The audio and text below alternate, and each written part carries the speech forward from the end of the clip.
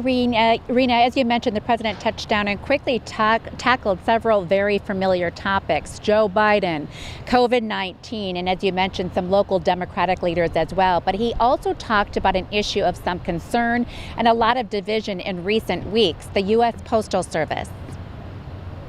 The post office has been a disaster for many, many decades.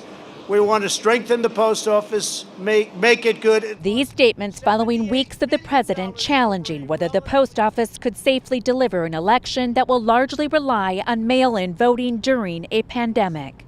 Meantime, the president today, in what was supposed to be a talk about the economy, also tackled what he called effective tariffs, along with his trade deal with Mexico and Canada. He applauded his administration's response to the pandemic and immigration enforcement. And of course, he attacked Joe Biden, saying he was a puppet. He attacked Joe Biden's VP pick, Senator Kamala Harris, saying she'd been mean to Biden. And he attacked Ilhan Omar, saying the representative hated our country. And Democrats had a few responses of their own. Here's DFL party chairman Ken Martin. Trump's presidency has been a complete disaster for Minnesota families. From his attacks on Social Security, his harmful trade policies, and his attempts to roll back the ACA and key protections for our air and water.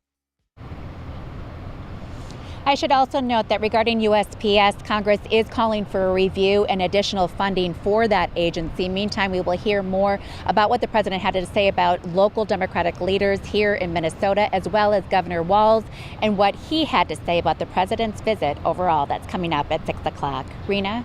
All right, Carla Halt live in Mankato for us tonight. Thank you.